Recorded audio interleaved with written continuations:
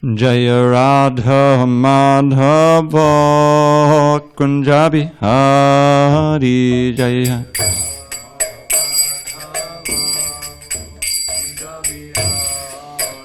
Jaya Radha Madhava Kunja Bihari.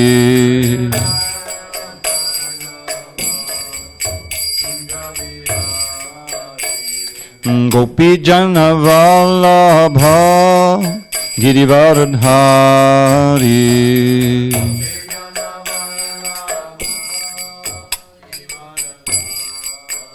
Jaya Gopi Jana Vallabha Girivaradhari.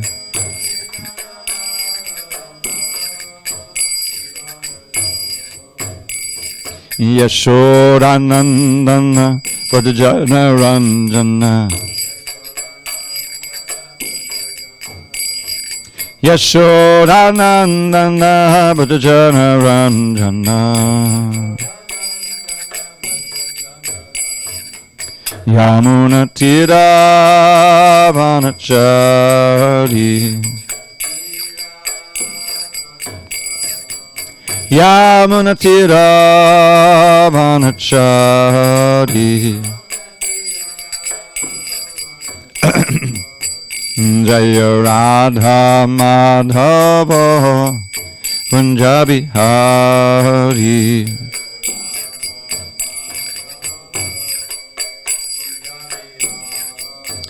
Jaya Radha Madhava Kunja Bihari.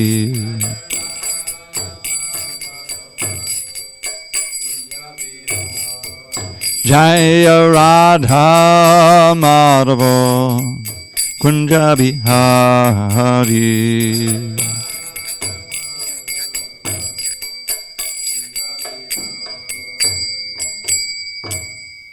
Jaya Mishnapad Paramahansa Padurikacharya Ashtotar Shishima. His Divine Grace Srila A.C. Bhaktivedanta Swami Prabhupada ki Jai. ISKCON BBT Founder Acharya Srila Prabhupada ki Jai. Jaya Mishnupad Paramahansa Padurikacharya Ashtotar Shishima. His Divine Grace Srila Bhakti Siddhanta Saraswati Thakur ki Jai. Ananda Koti Vaishnavinda ki Jai. Namacharya Srila Haridas Thakur ki Jai. Grantharaj srimadbhagavatam ki Jai. Samaveda Bhaktivinoda ki Jai. All glories to the assembled devotees. All glories to the assembled devotees. All glories to the assembled devotees. All glory to Sri Guru and Gauranga. Narayanam Namaskritya Narang Chaiva Narottamam Deving Saraswatim Vyasam Tato Jayamudiriet. Before reciting the Srimad Bhagavatam, which is our very means of conquest, we should offer our respectful obeisances unto Lord Narayan, the Supreme Personality of Godhead, unto Narayan Rishi, the supremest human being, unto Mother Saraswati, the goddess of learning, unto Srila Vyasadeva, the author, and unto Srila Prabhupada, the translator, commentator, and our spiritual master. Nashta Prayesha Bhadreshu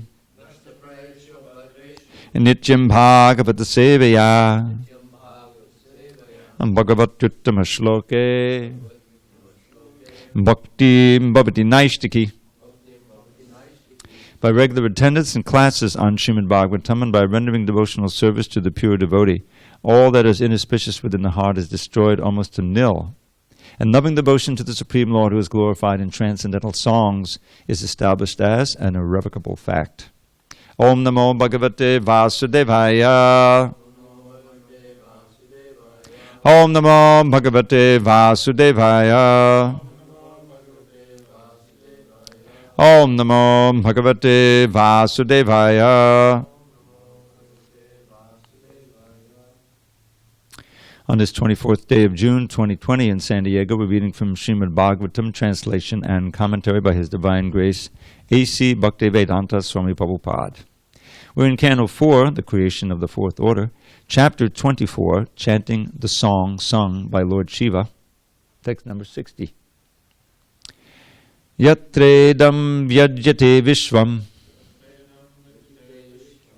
vishvasmin havabhati yat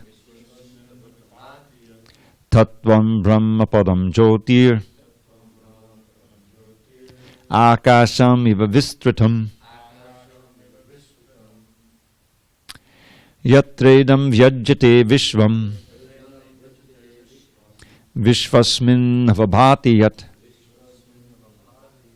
tattvam brahma padam jyoti akashamiva vistratam. Yatredam vyajyate vishvam vishvasmin avabhati yat tattvam brahma padam jyotir akashamiva vistratam.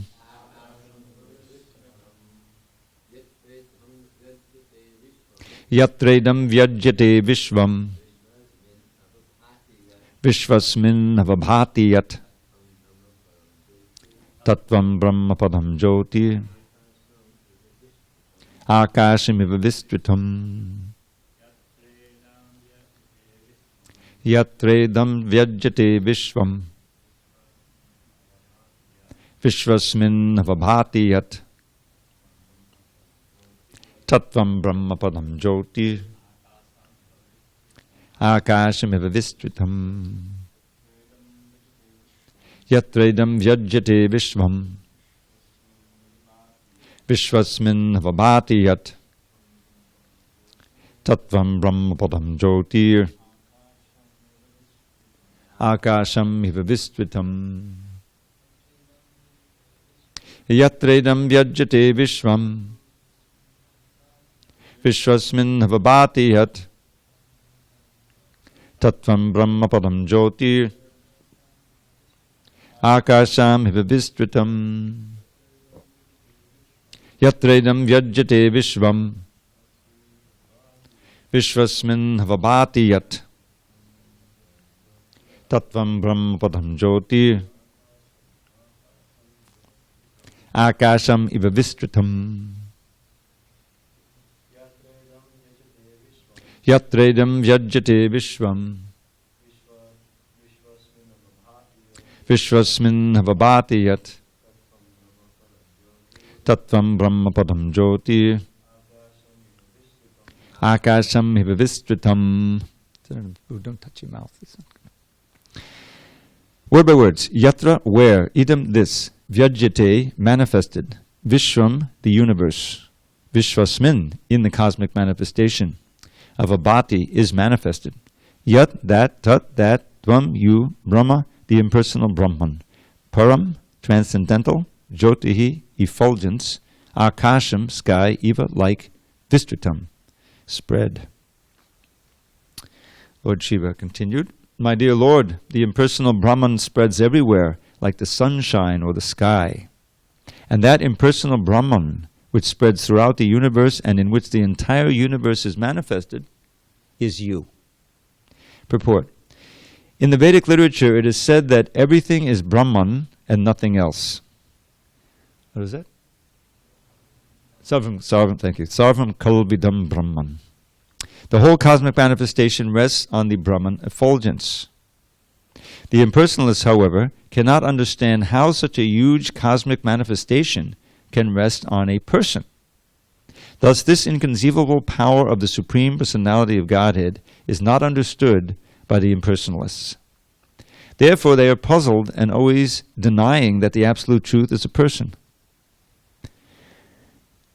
This wrong impression is cleared by Lord Shiva himself, who says that the impersonal Brahman, which is spread all over the universe, is nothing but the Supreme Lord himself.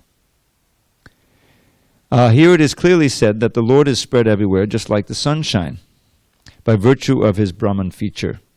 This example is very easy to understand. All the planetary systems are resting upon the sunshine, yet the sunshine and the source of sunshine are aloof from the planetary manifestations. Similarly, the sky or air is spread everywhere. Air is within a pot, but it also touches filthy places and sanctified places alike. In any case, the sky is uncontaminated. The sunshine also touches filthy places and sanctified places, and both are actually produced by the sun, but in any case, the sun is aloof from all filthy things. Similarly, the Lord exists everywhere. There are pious things and impious things, but in the Shastras, the pious things are described as the front of the Supreme Lord, whereas the impious things are described as the back of the Supreme Personality of Godhead. In the Bhagavad Gita 9.4, the Lord clearly says, Maya tatamidam savam jagadavhyaktamurtina matstani sarvabhutani nachaham te shavastitaha. By me, in my unmanifested form, this entire universe is pervaded. All beings are in me, but I am not in them. This verse of the Bhagavad Gita explains that the Lord is spread everywhere by virtue of his Brahman feature. Everything rests in him, yet he is not there. The conclusion is that without bhakti yoga, without rendering devotional service to the Lord, even an impersonalist cannot understand the Brahma Tattva, the Brahman feature. In the Vedanta Sutra it is stated, Atato Brahma Jigyasa. This means that Brahman, Paramatma, and Parabrahman should be understood. In the Srimad Bhagavatam also, the Absolute Truth is described as the one without a second, but he is realized in three features: impersonal Brahman, localized Paramatma, and the Supreme Personality of Godhead. The Supreme Personality of Godhead is the ultimate issue, and in this verse, Lord Shiva confirms that ultimately the Absolute Truth is a person. He, Shiva, clearly says, Tattvam Brahma Padam Jyotir Akasham Iva Vistritam. Here is a common example. A successful businessman may have many factories and offices, and everything rests on his order. If someone says that the entire business rests on such and such a person, it doesn't mean that the person is bearing all the factories and offices on his head. Rather, it is understood that by his brain or his energetic expansion, the business is running without interruption. Similarly, it is the brain and energy of the Supreme Personality of Godhead that carry on the complete manifestation of the material and spiritual worlds. The philosophy of monism, explained here very clearly, adjusts itself to the fact that the Supreme Lord of all energy is the Supreme Personality of Godhead. The Supreme Source of all energy is the Supreme Personality of Godhead, Krishna. This is described very clearly. It is also stated how the impersonal feature of Krishna can be understood. We can all chant together, those who know this verse. Rasoham apsu konteya prabhasmi shashisuryayoho pranavak sarva vedeshu shabdake paurushandashu. O son of Kunti, Arjuna, I am the taste of water, the light of the sun and the moon, the syllable Om in the Vedic mantras. I am the sound in ether and the ability in man. This is Bhagavad Gita 7.8. In this way, Krishna can be understood as the mystic power in everything. Om jnana timirandasya jnanandana shalakaya chakshu unmidatam mena tasmai shri gurave namaha. I was born in the darkness of ignorance, but my spiritual master Srila Prabhupada opened my eyes with the torchlight of knowledge. I offer my humble obeisance unto him and all members of Sri Parampara. So, I'm sorry I missed yesterday's class. Such a wonderful verse and purport, and I'm sure Vijay Prabhu expanded on it nicely.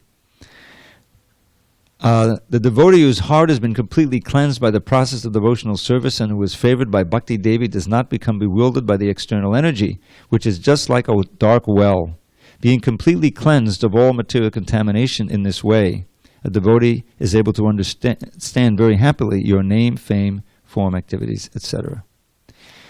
So the present verse, following verse, which we read today, seems to be a bit of a change of gears here. You know, we don't hear about Bhakti Devi. He's talking about impersonal Brahman. But the last word of this verse brings it all home. The last word is you. All of this Brahman, all of this universe is nothing but you. This was quoted in the previous purport, this line from the first canto. Idam nivishwan bhagavan nivetara. This is a part of the instructions of Narada Muni to Vyasadeva in the 5th chapter, I believe, instructing him and encouraging him to write the Bhagavatam. So what that first part of that means, Idam Vishwan Bhagavan. This whole universe is Bhagavan. Ivetara. But it seems not to be. Eva Itara. But it seems to be something different. And in our conditioned state, all we know is the difference. We don't have the vision, the purity of vision. All our senses are contaminated by the modes of nature and by millions of births in this material world. And so we only see this external energy. We don't see the reality behind it, which is Krishna. And again, this theme is coming up in the Bhagavad Gita also, is part of the development of Bhakti Yoga advancement is gradually being able to see differently. I mean, the first chapter of Bhagavad Gita of instruction, the second chapter, Krishna is encouraging Arjuna to see differently, to see the spirit, to understand the underlying reality of all of these kings and these soldiers on the other side. And by seeing that spirit, understanding that everyone is a spirit soul who is eternal, that will change his whole calculation. Because he's thinking, oh, I'm going to be responsible for killing all these people and there's going to be all this bad effect. But he's not understanding the higher reality, first of all, that Krishna wants it to be done for a higher reason. I mean, he understands it, but he's covered to bring out the Bhagavad Gita. And that nobody dies. Najayate manete vakadachan. Nobody's going to die, going to disappear, going to cease to exist from whatever you do. They've existed eternally before, and they exist now, and they'll exist in the future. That's like practically the first instruction. So, by hearing the Bhagavad Gita, Arjuna's vision changes.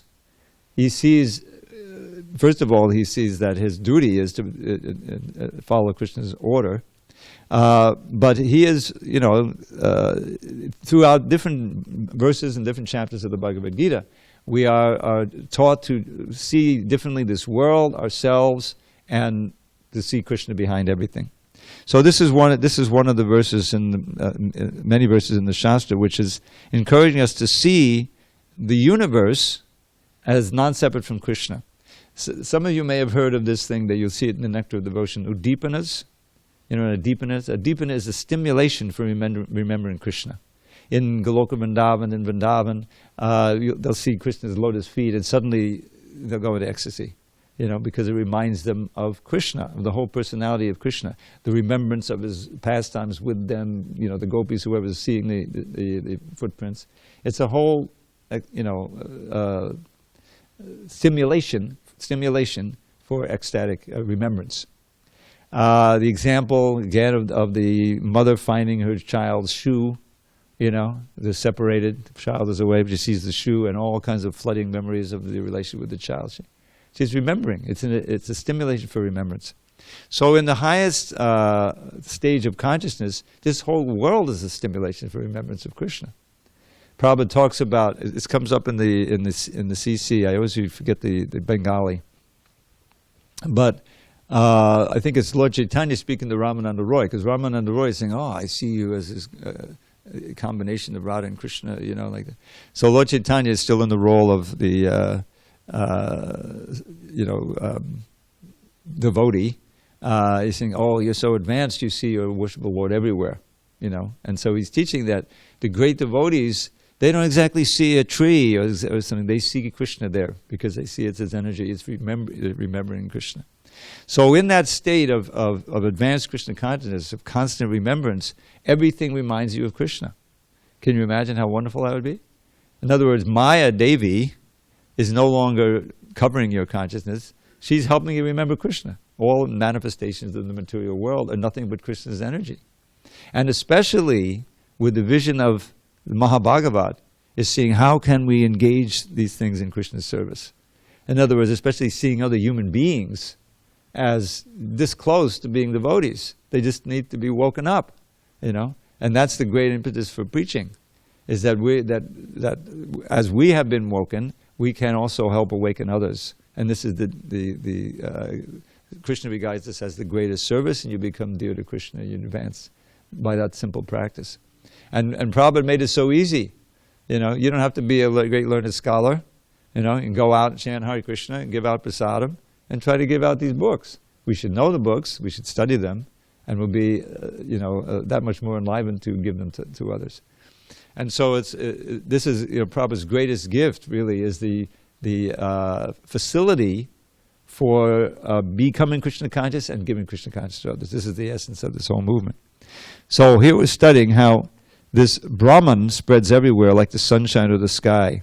So this is a common analogy that, what is that? Ekadesha stitis yagnir jyotsna vistarani yatha parassa brahmana shaktis tatedam akilam jagat.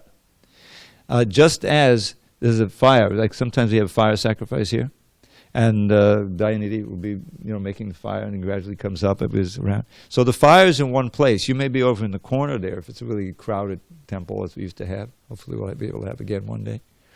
And so you're seeing the light of the fire, and if it really gets it going, you may feel the heat. So the fire is in one place, but it's spreading its energy, its heat and light in different corners. Similarly, Krishna is in one place, Goloka Vrindavan, but he's spreading his energy everywhere.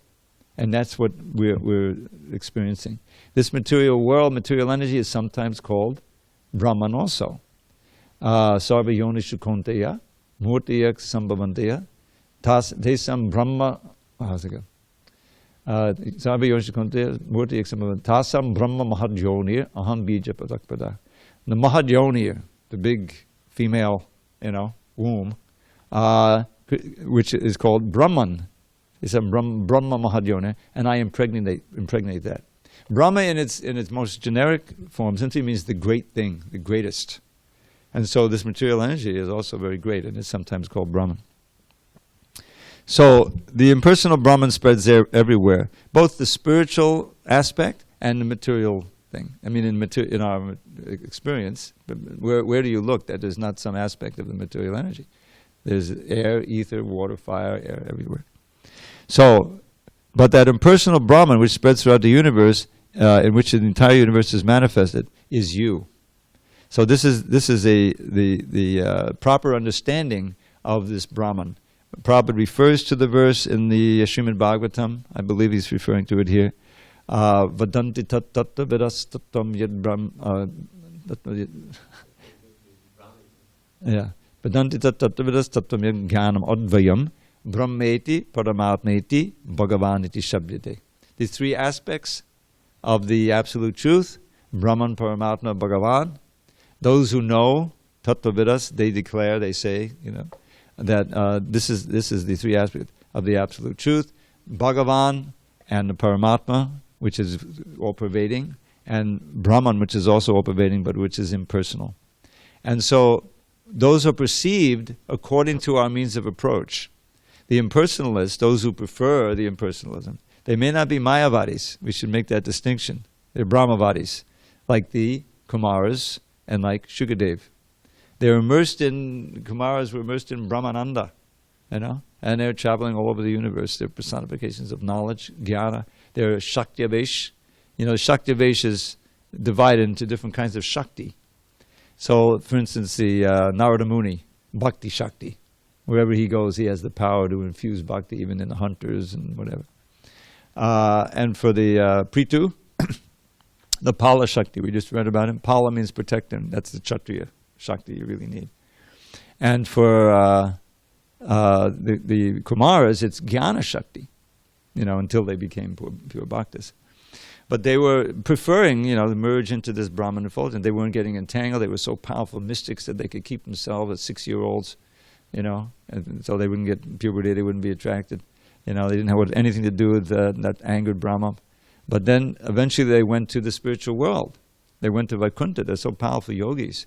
But because they weren't bhaktas yet, they were not permitted to go inside.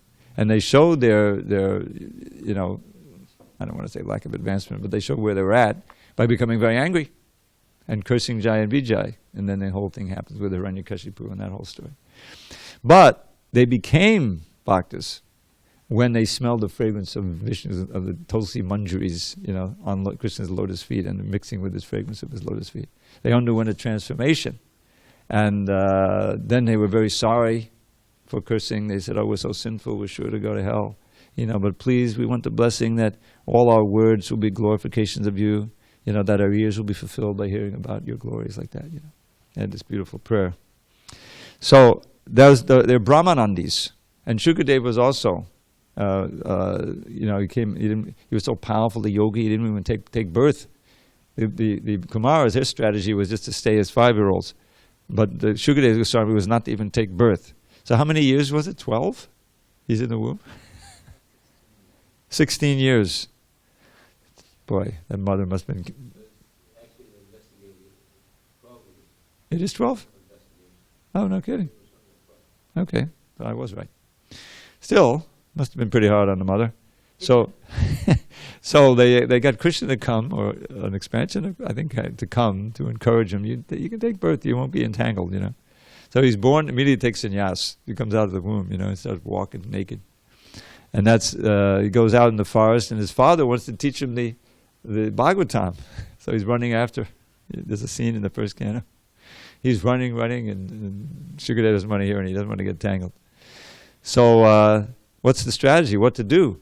So Vyasadeva had so many disciples, so they didn't know where he was in the big forest. So they sent out disciples to chant some nectar shlokas from the Bhagavatam to see if they could attract his mind. It worked. One of the ones they did was the one about the mercy. A whole you know the one. How could the Uddhava chants in the 3rd canto. Ho bagiyam kulakala kuta jigyang sayapya yadadaksa sadvi. Boy, my verses aren't coming today. But the gist is how merciful is this Lord? Just see that Bakiyam, this is Putana. She came inimically. She smeared her breasts with a vicious poison. Very strong poison, would kill any human being or anything except Krishna. And the shapeshifters. This is one of the yogic cities that they all have, these demons. She turned into this most beautiful woman, just like the goddess of fortune, and that really disarms everybody. Even the lady, she walked right into Krishna's place where he's lying in his bassinet there, and she said, it's not an ordinary boy, this is kind of powerful, But you would think, let me get out of here. No, she's taking advantage. And so she takes him up in her arms, and she puts the nipple inside, and he sucks out her life with you know the story. So that's one of the verses which says, how am I going to find someone more compassionate than he? Just think of what that means. Devotees are oceans of mercy, they're very compassionate, But if someone is your arch enemy and attacks you physically, can you then, turn around and offer them some nice prasadam? The best thing you do, if you're really advanced, you'll tolerate and you won't yell at them. But you're not going to make them a special object of your compassion, Anyway, he gave this as the example of Krishna's great compassion. And another one was this verse that you may have heard of before because I put it into a poem. Barha pidam natavadabapu karna yokarnikaram. That at the beginning of the Venugit chapter, the gopis are singing this beautiful meditation on Krishna entering the forest with his beautiful peacock plume and playing the flute and casting the sidelong glances. So he was attracted. Now what's the verse? You know this one, Vijay. The Atmarama verse. Let's hear it. Oh my God. Okay, I'm sorry to embarrass you. Anyone know that one? Come on. Yeah. Keep going. Atmanamascha muneyo. Okay, we got to learn this verse. I'll print it out for you. Atmanamascha muneyo nigranta apirukame kovanta hoita kim bhaktim ittambuta garohari. That one I remember. So this verse is describing Shukadeva and others like the Kumaras. Even though they're Atmarama. This is what Brahmananda means, is that you're rising up, you're completely transcendental to the modes of nature, you're on the Brahmabhuta platform, but you're not meditating on Krishna. You're just relishing, you're being a spirit soul, being aham brahmasmi. And there's a certain bliss there. It's the bliss of not having any pains, of not any the threefold miseries you're not experiencing. So he was on that platform. Atmanamastamuniya, and the great sages are on that platform describing Shukadeva and the Kumaras. Nirgranta, no knots, no attachment for this world.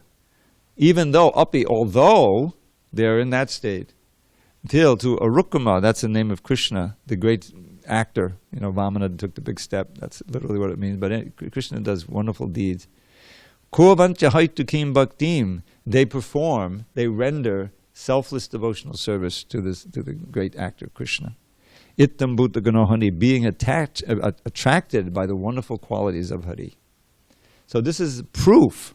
This verse is often quoted as proof that the personal realization is above the impersonal realization.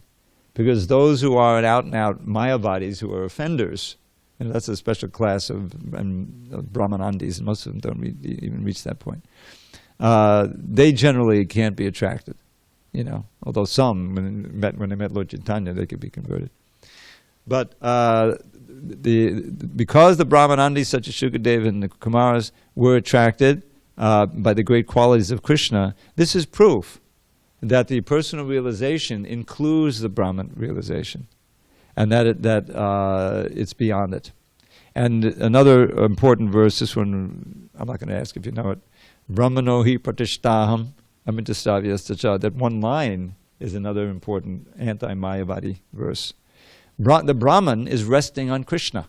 Krishna says, this Brahmana is resting on me. There's no other meaning for that verse. Brahmano hi pratishtaham. So Krishna is beyond, just like, why do we have the Ishopanishad? For that famous verse. Hiranmayena patena satyasyapi hitammakam. The one who's uttering the Ishopanishad, he's praying, please remove this bright effulgence so I can see your beautiful face.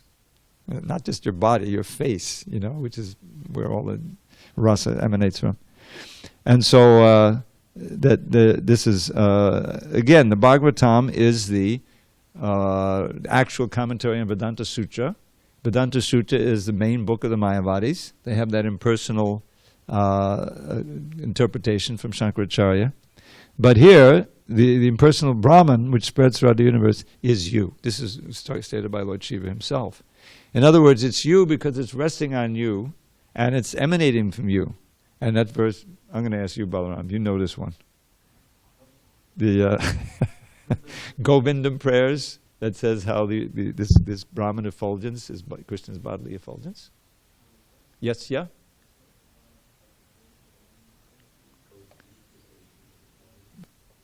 Tad Brahma Nishkalam Anantamashesha Bhutam Govindam Adi Purusham Tamaham Bhajami.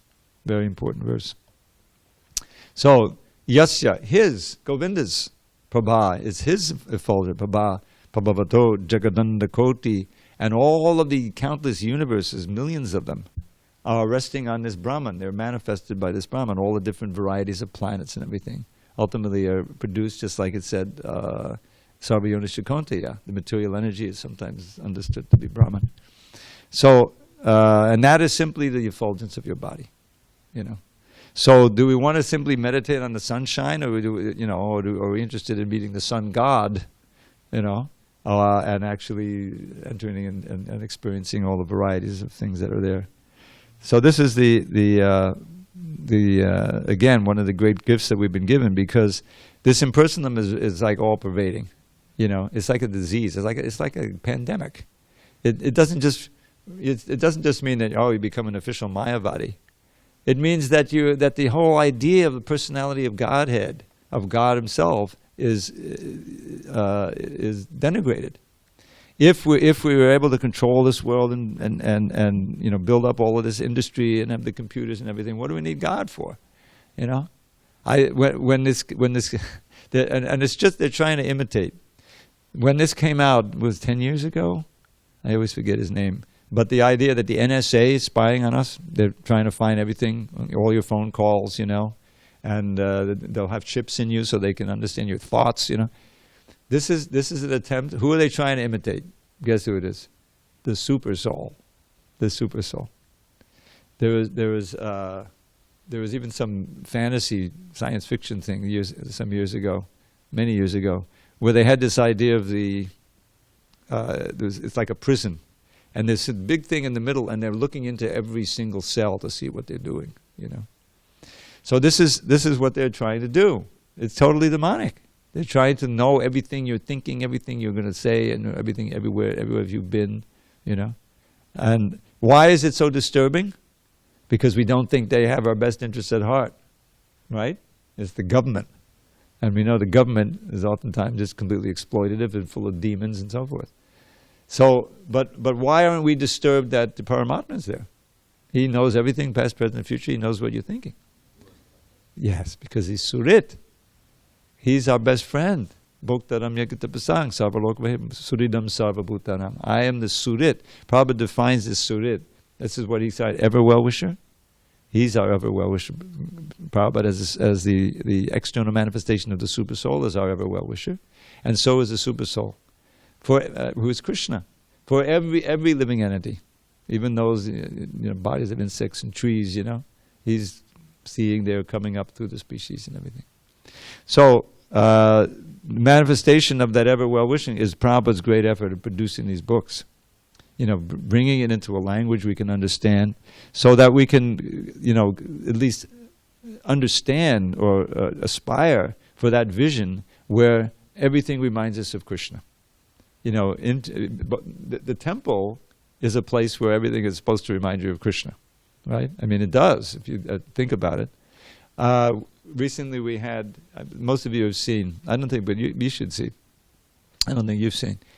We have this long-time photographer here, Purusha. He's been here since the 70s, and he recorded the building of this temple. He shows the devotees, making the things, and you see, that's what the wall started out as. And so we should appreciate that we're benefiting from all their effort to make such a beautiful temple. You walk in here, and this very form, we don't realize it sometimes. This is an architectural form that uplifts the mind. So you see this thing. You'll see in many temples like that. Everything was thought out. They did all kinds of investigation, the effort to make it. So what's the whole result of it? Well, as soon as you walk in the temple, everywhere you look, and it's supposed to be the sounds you hear, the incense burning, all your senses remind you of Krishna, or to speak of the deities. So imagine being so advanced that the whole world reminds you of Krishna, because it's his energy. It may not be directly related to his form, but you see it as Krishna's energy. That's why Prabhupada quotes this verse, Rasoham apsakonteya prabhasmisha sisuriva. This is the first step in God realization. It's in the 7th chapter. After the 6th, when he did this whole thing with meditation, and Arjuna said, I can't do it, it's impossible. My mind is too restless, go off alone somewhere. So he said, don't worry.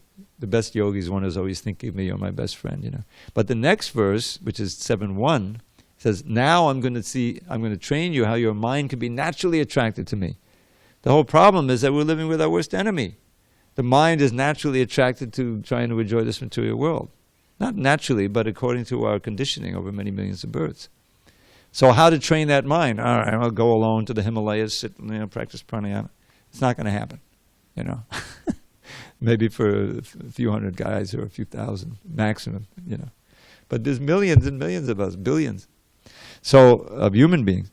So then Krishna says, okay, Maya Saktamana Yogam, now I'm going to teach you how mind can be naturally attracted. You can train it so it'll be naturally attracted. And then he talks about the material energy and how I'm present everywhere. This is all my energy, the earth, the water, fire, air, ether. Okay, well, this is your energy, but how am I going to connect that energy to you? Okay, how the rasoham apsakandeya. All of the senses are covered in this verse. First is the taste. You taste some water, remember me. Prabhupada even said the drunkards they remember the wine, then they'll eventually become devotees, when he was sitting in 26 2nd Avenue. We used to call them winos back in those days. And then the sun, light of the sun and the moon, all the senses, the fragrance, what to think of the shabdake, the sound, Now, all sounds can remind you of Krishna, but they'll take your mind away from Krishna, generally, unless they are actually directly related to Krishna. That's why hearing sounds directly related, such as the holy name, the Shastra, is so essential. It's the first step. That's really where the purification comes. So, but here's this general principle that we're surrounded by Krishna's energy, and as we interact with that energy, we see so many sounds, smells, tastes, and touches, and so all of them, when we see see or understand through the Bhagavad Gita verses or the Srimad Bhagavatam, we can connect that to Krishna and feel that we're always in touch with Krishna.